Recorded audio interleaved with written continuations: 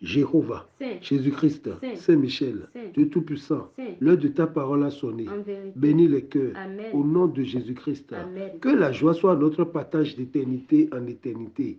Matthieu 13, le verset 44 à 50 sur un texte de base.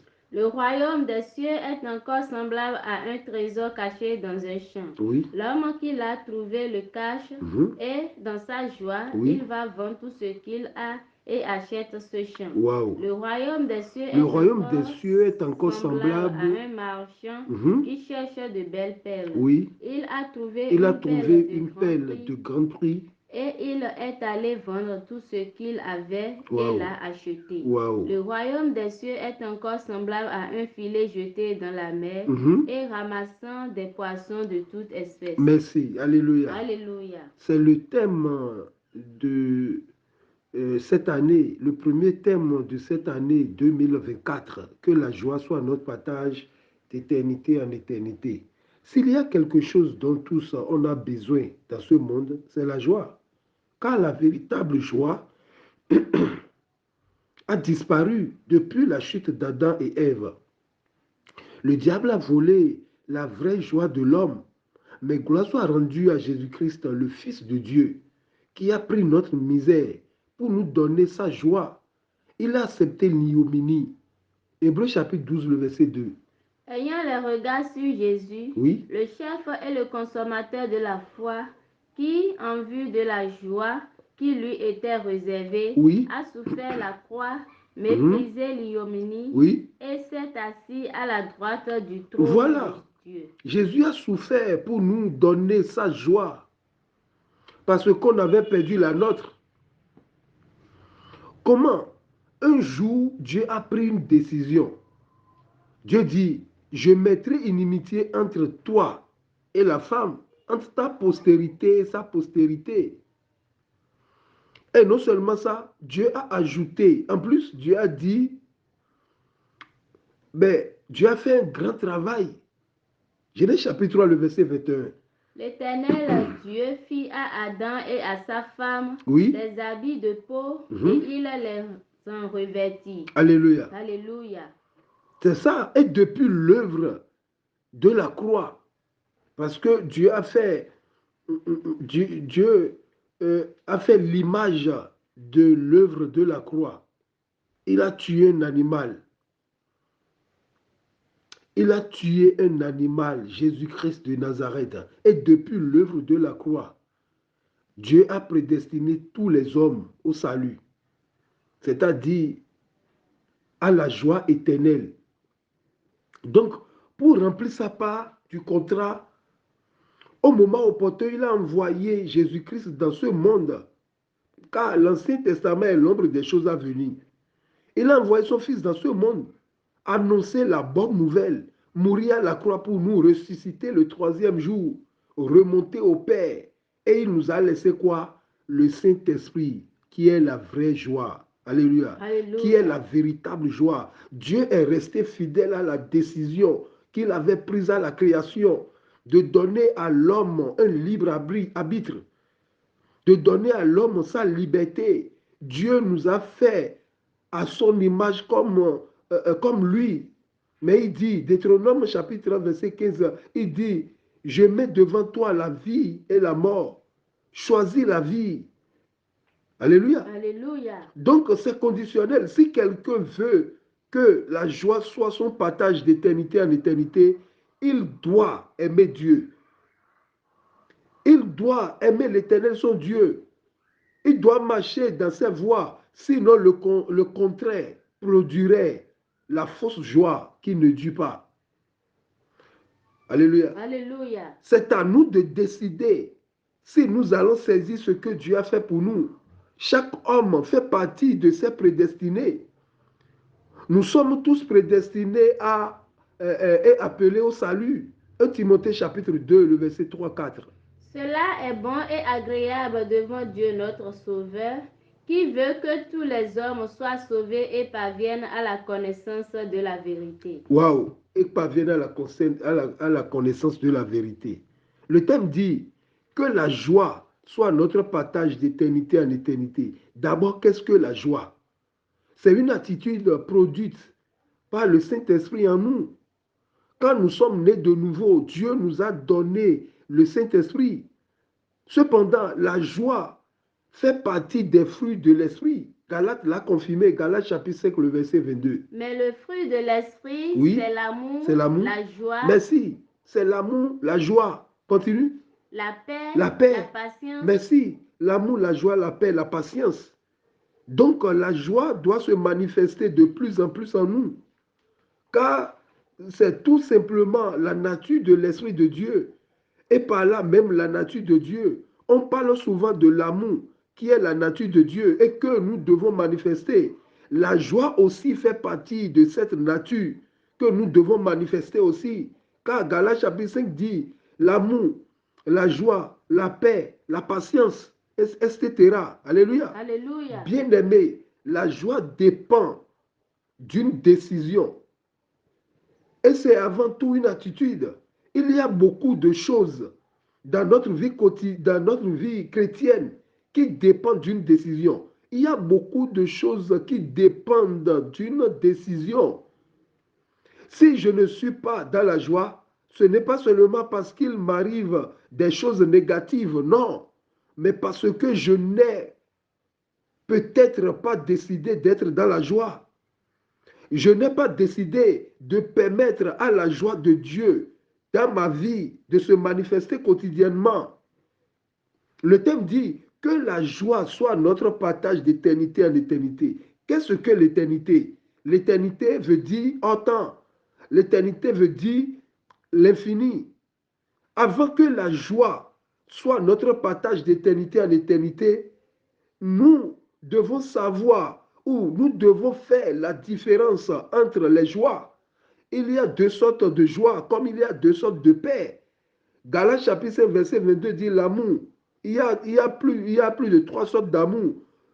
Là, ça parlait de la joie. Il y a 2 sortes de joie. Ça parlait de la paix. Il y a 2 sortes de paix.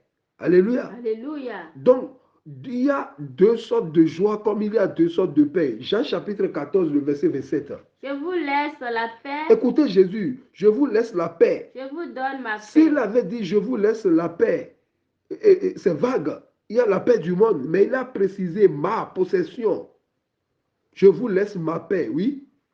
Je ne vous donne pas comme le monde donne. Voilà, donc il y a plusieurs sortes de paix. Alléluia. Alléluia. Maintenant ici, nous disons il y a 2 sortes de joie. La joie de ce monde, cette joie-là est éphémère. Et il y a la joie de l'Esprit Saint, c'est-à-dire la joie éternelle. La joie de ce monde est produite par les choses du dehors, les choses matérielles, et c'est temporaire. Mais la joie du Saint-Esprit est caractérisée à l'intérieur de l'homme. Alléluia. Alléluia. Philippiens chapitre 4, le verset 1. C'est pourquoi, mes bien-aimés oui. et très chers frères, vous qui êtes ma joie et ma couronne, demeurez ainsi fermes dans le Seigneur, mes bien-aimés. Voilà. Donc, ils ont reçu Christ. Ils ont écouté la parole, ils ont changé de vie. Et Paul les a appelés mes bien-aimés frères. Alléluia. Alléluia. La véritable joie, c'est l'Esprit Saint qui donne. C'est ça. Et quand ça donne, ça ne fait pas, on n'est pas dans des chagrins parce qu'on n'a pas les choses de ce monde. Paul n'avait pas dit que je suis dans la joie parce que j'ai construit des maisons, mais des frères ont reçu Jésus-Christ dans leur vie. C'est cette joie que nous devons manifester à l'Église, que nos frères ont changé de vie. Mais hélas, la joie que nous voyons à l'église tourne autour de l'argent, autour des choses matérielles. Oh, j'aimerais redire à quelqu'un, la véritable joie, c'est l'Esprit Saint qui donne. L'argent, les maisons, des voitures, le voyage ne donne pas la vraie joie. Mais tous ceux qui ont le Saint-Esprit ont la joie, ont la vraie joie. Lorsqu'on atteindra la maturité spirituelle, on saura que la véritable joie ne dépend pas de l'argent, mais l'argent dépend de la véritable joie. Les gens construisent des immeubles, mais personne ne dort dedans. Puisque la nuit, des enfants crient dedans, on ne peut pas dormir. Des chiens aboient par-ci par-là. Alléluia. Alléluia. Et c'est ça que nous cherchons aujourd'hui. Quelqu'un amène une voiture à l'église, on voit que lui, il est en paix, il a la joie. Non, la joie ne dépend pas de l'argent. Et tout le monde à l'église aujourd'hui, on a laissé le vrai message. Et on dilue le message, tu auras de l'argent, tu auras ci, tu auras tant. Écoute Hébreux chapitre 23, versets 4 et 5.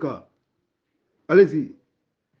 Proverbe chapitre 23 du moins ça, le verset 4 et 5. Ne te tourmente pas pour t'enrichir. Ne te tourmente pas pour t'enrichir, Église. Ni applique pas ton intelligence. Église, n'y applique pas ton intelligence. Aujourd'hui, on a des messages de développement personnel à l'Église. On a des enseignements contraires à ce que Jésus-Christ nous a laissé. Aujourd'hui, on stimule les gens à avoir de l'argent. Aujourd'hui, on amène l'argent à l'église, on distribue aux pauvres dames et on prend d'intérêt dessus. Église, ne te tourmente pas pour t'enrichir. Tu es déjà riche. Veux-tu poursuivre du regard ce qui va disparaître? Église, ça va bientôt disparaître. Aujourd'hui, on construit les temples. Il y a carreaux, il y a ventilo, il y a meubles, il y a ainsi de suite.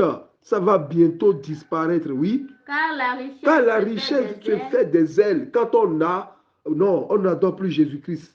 C'est Jésus-Christ qui vient t'adorer maintenant. Vas-y. Et comme l'aigle, oui, elle prend son vol vers les cieux. Alléluia. Alléluia.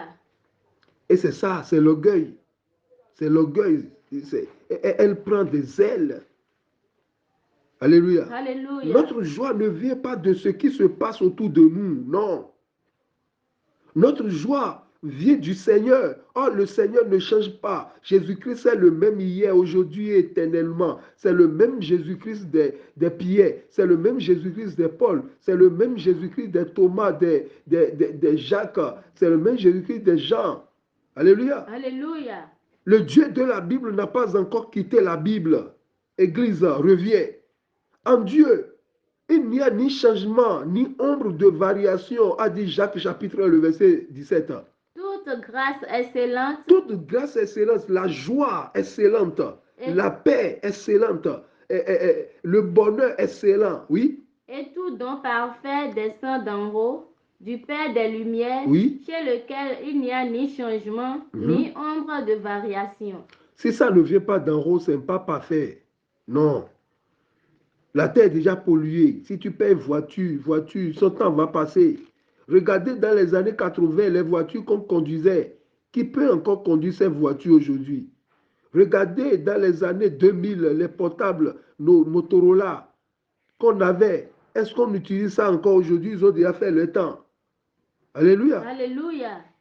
Si dans la parole de Dieu, nous arrivons aujourd'hui à découvrir que Dieu est dans la joie et que la joie fait partie de la vie que Dieu nous propose, cela veut dire que nous pouvons nous réjouir. Car c'est en lui que l'on se réjouit. C'est en Dieu. Le diable n'a pas de réjouissance. Le diable n'a pas la joie. Il n'a pas la joie. Non. Levez votre tête, regardez le ciel. Le ciel est toujours joyeux. Alléluia. Alléluia. Le contraire de la joie, c'est la tristesse. C'est ce que le diable donne. Dieu donne la joie. Par son esprit, le diable donne la tristesse. Ce monde est triste car il n'a pas reconnu le Seigneur Jésus-Christ. Ce monde est tombé dans la routine parce qu'il n'a pas reconnu son Créateur. Et au lieu d'adorer le Créateur, ils adorent la créature. Alléluia. Alléluia. Ce monde est tombé dans la routine. On mange, on chie, on se lave, on est encore sale, on court des habits. Waouh, c'est la routine. Romains chapitre 1, le verset 28.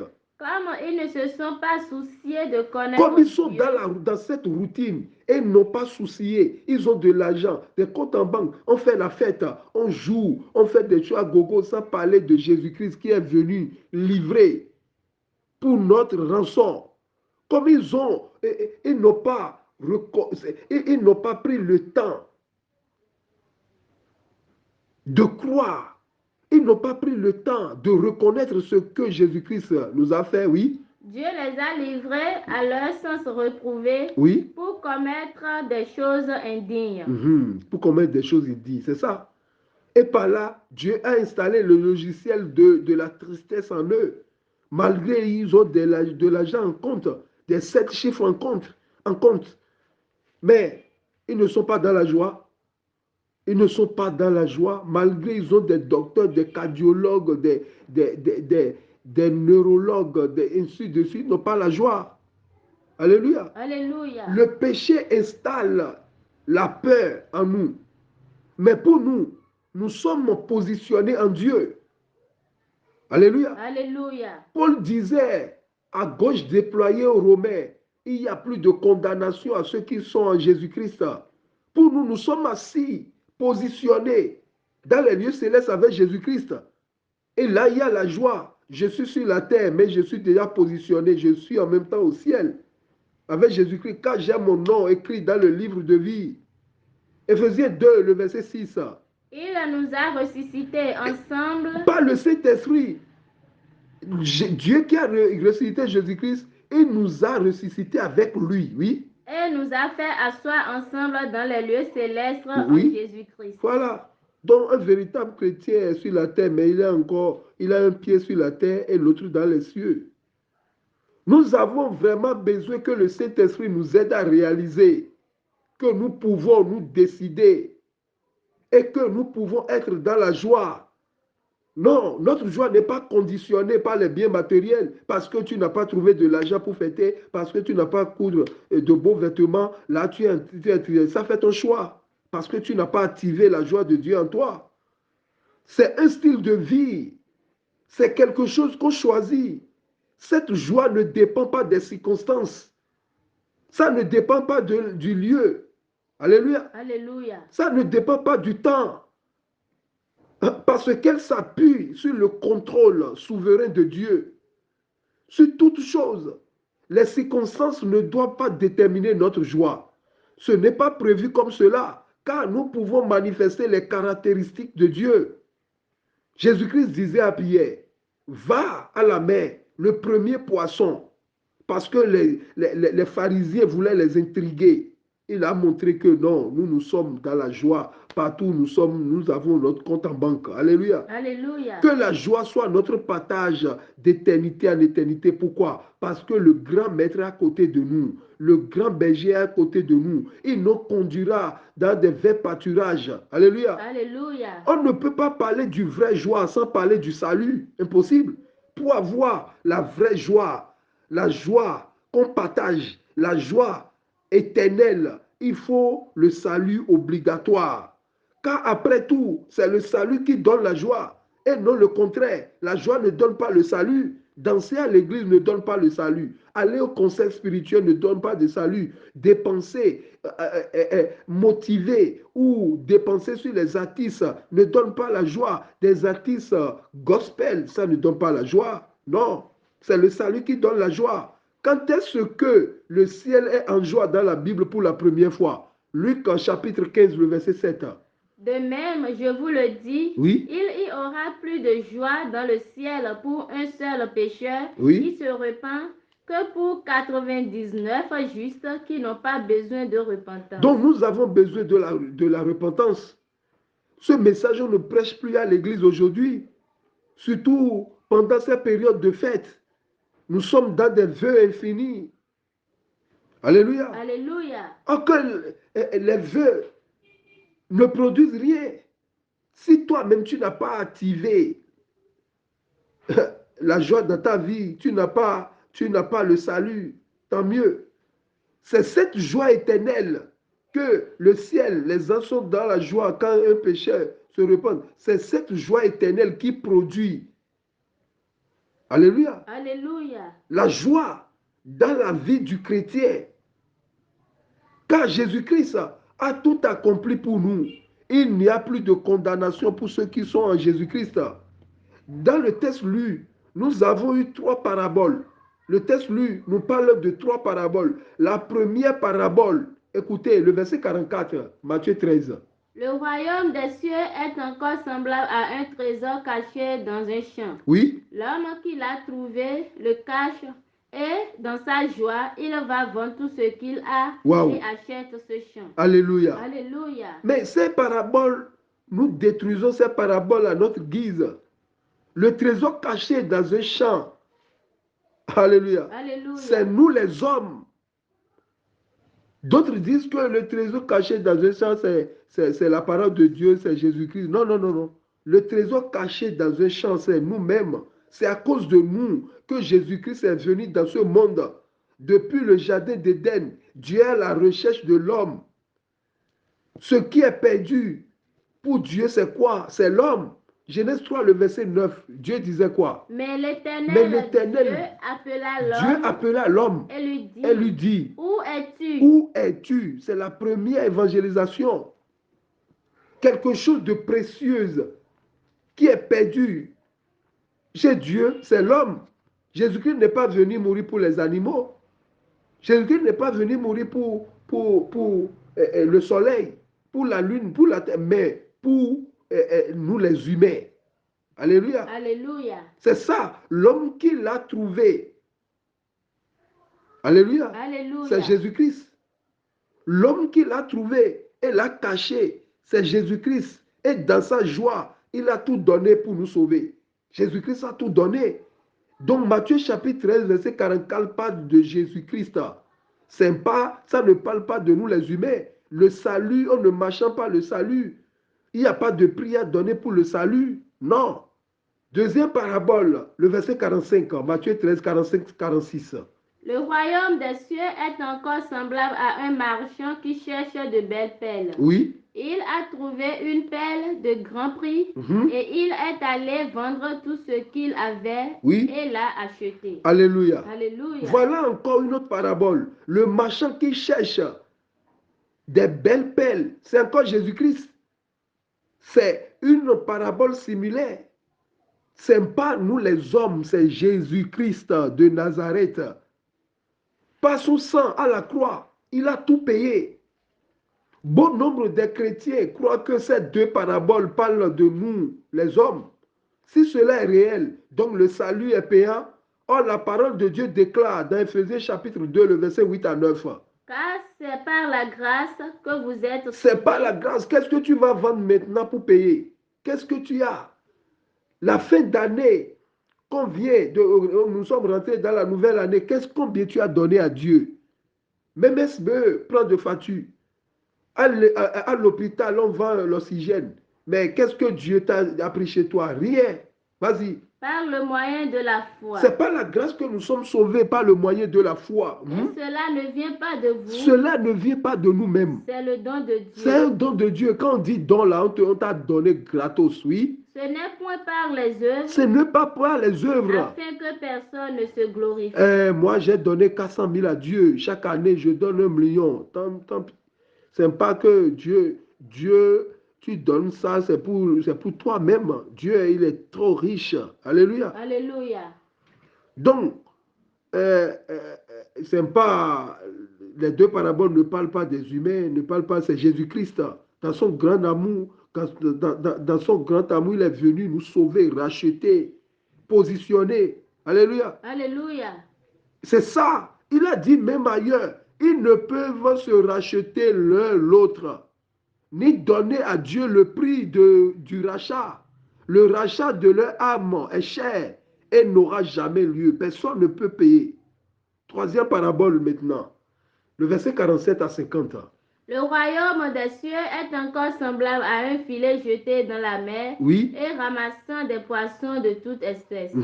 Quand il est rempli, les pêcheurs le tirent. Le filet est rempli, heureusement, mais les pêcheurs, le tirent. Et après s'être assis sur le rivage, ils mettent dans les vases ce qui est bon et ils jettent ce qui est mauvais. Il en sera de même à la fin du monde. Les anges viendront séparer les méchants d'avec les justes. Et ils les jetteront dans la fournaise ardente où il y aura des pleurs et des grincements des dents. Troisième parabole nous parle du dernier jugement. Alléluia. Alléluia. Jésus, il y a les trois venues de Jésus. Jésus est né de Marie. La parole s'est fait chair pour habiter parmi nous. Et après lui, Après ça, il y aura deuxième venue, c'est ça l'enlèvement. Troisième venue, maintenant, c'est le dernier jugement. Alléluia. Alléluia. La mer représente ce monde. Les pécheurs sont les anges. Les bons poissons sont ceux qui ont reçu, sont ceux qui ont cru à l'œuvre salvatrice de Jésus-Christ et qui se sont séparés du monde. Ésaïe 52, le verset 11. Partez. Sortez de là. Sortez de là. Ne touchez rien d'impur. Oui. Sortez du milieu d'elle. Oui. Purifiez-vous, vous qui portez les vases de l'Éternel. C'est ça.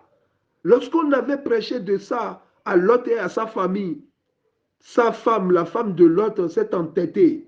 On a dit partez, partez, ne regardez plus derrière.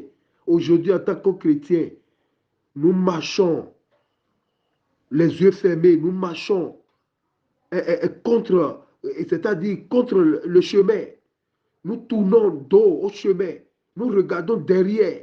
Alléluia. Alléluia. Mais les incrédules seront jetés dans la fournaise ardente, où il y aura des pleurs, des grincements de dents. La fournaise ardente signifie l'enfer. Celui qui comprend tout ça sera dans la joie d'éternité en éternité. Et il va partager cette joie, c'est-à-dire évangéliser d'autres personnes. Mais avant d'évangéliser, il faut comprendre d'abord. Raison pour laquelle, dans le verset 51 du texte lu, mais qu'est-ce qui s'est passé? Jésus a posé une question à ses disciples. Il a dit quoi? Avez-vous compris toutes ces choses? Ils ont dit quoi? Oui. Oui. Répondirent-ils. Voilà. Mon frère, ma soeur, as-tu compris toutes ces choses? La joie ne dépend pas de ce qui nous entoure. La joie éternelle n'est pas de ce monde. Danser, dormir, faroter à l'église ne sauve personne. C'est le message de la croix qui sauve. À bon entendeur, salut, Jéhovah, Jésus-Christ, Saint-Michel, Dieu Tout-Puissant. Ta parole vient d'être libérée. Bénis les cœurs, bénis les oreilles, au nom et à l'amour de notre Seigneur Jésus-Christ. Amen, amen, amen, au nom de notre Seigneur Jésus-Christ. Alléluia, alléluia, alléluia, alléluia, alléluia, alléluia, alléluia.